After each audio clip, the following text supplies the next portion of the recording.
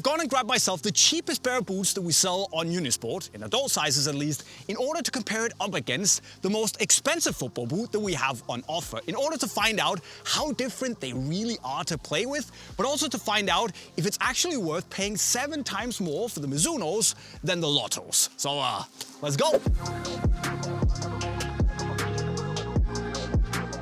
So if you've ever been onto unisportstore.com, you'll probably also have seen that we have a lot of football boots. A lot of really good, expensive ones, but also a whole lot of rather cheap boots if you're after that. So to find the perfect boots for this video, I had to set up 2 criteria. A, that we actually have the boots in my size, so you know I can try them, see what they're like, and also B, that I'm looking at the retail price, not when the boots are on sale. And what I managed to find is the Lotto Milano 700, which is 50 euros, and the Mizuno Morelia Neo 4 Beta Japan, which is 350 euros. So like I said in the intro, actually bang on 7 times more.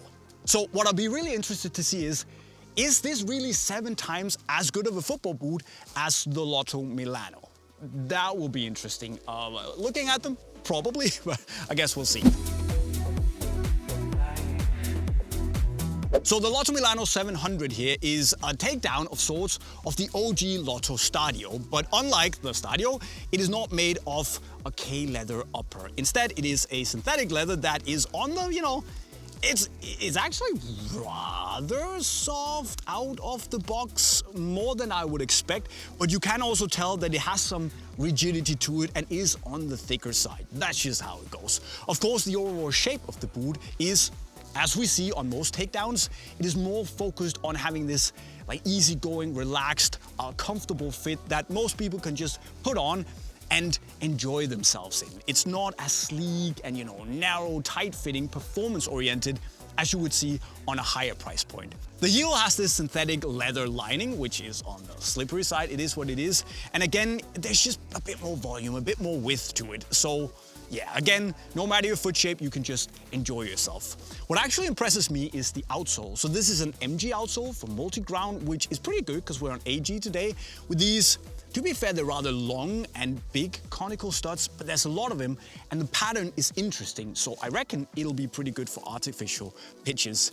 The insole is thick and there's a bit of mesh on top. It's not the most premium thing in the world, but to be honest, for 50 euros, at least when we're just looking at the components and the tech, I've seen a lot worse.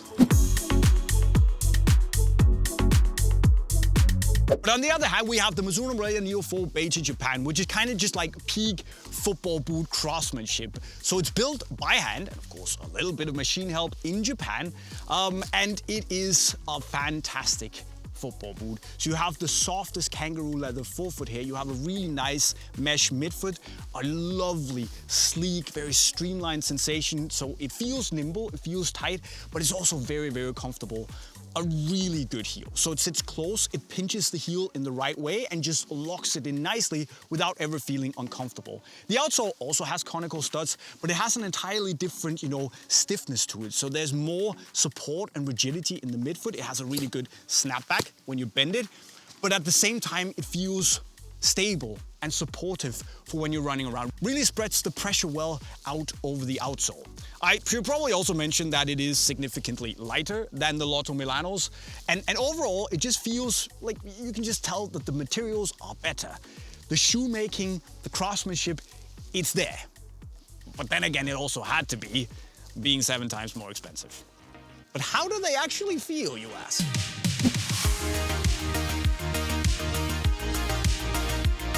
Well, here's the deal. Is the Morelia Neo 4 Beta Japan 7 times better than the Milano 700? No, it probably isn't, and 350 euros is a lot of money, but I would say maybe it's 6 times better. It is a significantly better football boot, as you would expect, and it kinda has to be, right? Look, I've worn, I've loved, I've basically experienced the Morelia Neo for 10 years plus. It is a fantastic football boot, and while 350 euros is a lot of money, and some people would argue too much money for any football boot, you do just feel that it has been put together with, you know, they've just been throwing everything at it. You know, double gluing it with a little syringe instead of gluing it once. It sits on the last for 24 hours instead of just 20 minutes.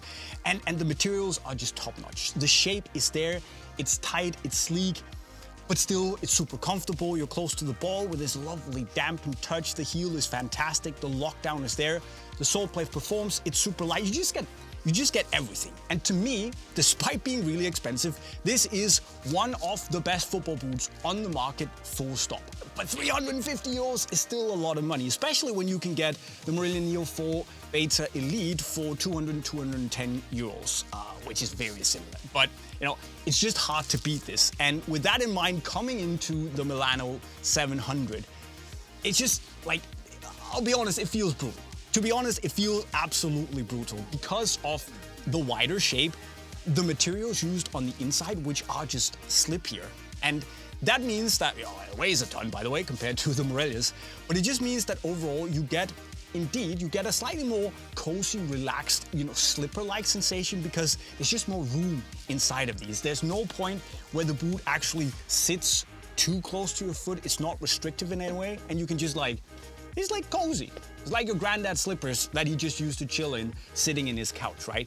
But here's the deal. When I play football, I don't want to chill in my couch. I wanted to actually feel close to my foot, and I wanted to hold my foot down securely. So while the Milano 700 here actually has some pretty good things about it. I mean, the upper it's definitely not soft, but it's not stiff either. It's not too rigid, and as you start to break it in, it actually becomes rather pliable, which for the price point, I would say is better than expected. And I've seen a lot of uppers that have been a lot worse on similar boots. So that's fair. It is on the thicker, slightly more plush side, but if you're cool with that, there's absolutely no problems. But as I said again, the shape, it is super wide. You don't have that lace hole sitting here, so you can really drag the boot in and make it fit closely there. The heel is wide, it's slippery, and I could almost, you know, being fully laced up as tight as possible, I could even pull my heel all the way out, which is obviously not ideal. And that for me is a little bit of a deal breaker. The outsole is surprisingly good. I mean, yeah, it's a little bit thick, it's a little bit stiff, but on AG, the studs, although they are on the thick side, they actually work pretty well in terms of traction. So for the money, it's not the worst boot I've ever seen in my life, but when you compare it to the Morelia Neo, it is, like I said before, it is night and day. The weight difference is there, the way you feel the boots around your feet. These feel like, I'm not gonna say clown shoes, but they are just thicker, heavier, chunkier, albeit a little bit more, you know, more slipper-like. But for me, the Morelia Neo, obviously, are better performing. They are more comfortable. It's a tough ask to even come close. But there's a reason these are 50 euros and these are 350. It is what it is, but it's actually also nice for me to see that these are deadly expensive. But you can also tell when you go and play. So if you want the best of the best, this is it.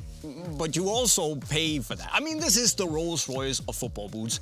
And for the nerds, the aficionados out there, it doesn't get much better than the Morelia Neo 4 Beta Japans. The cheapest boot out there, it's not the worst boot out there either, which is I guess is a good thing, but it just doesn't come close.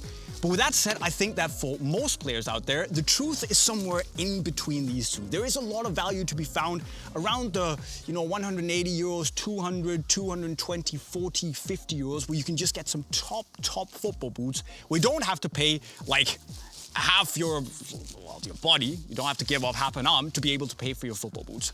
I'm always gonna lean to this, but you can do just as well going in that middle price point. So let me know what you think. What is the best and the worst football boot you've ever tried? Let me know in the comment section right down below. If you need any new football boot, the most expensive, the cheapest, you can find them in the link to Unisport right over there. Of course, if you haven't subscribed yet, do that with the notifications on, like the video, and if you just want to see more boot stuff, hit the playlist right down there. And with those words, I'll be signing off.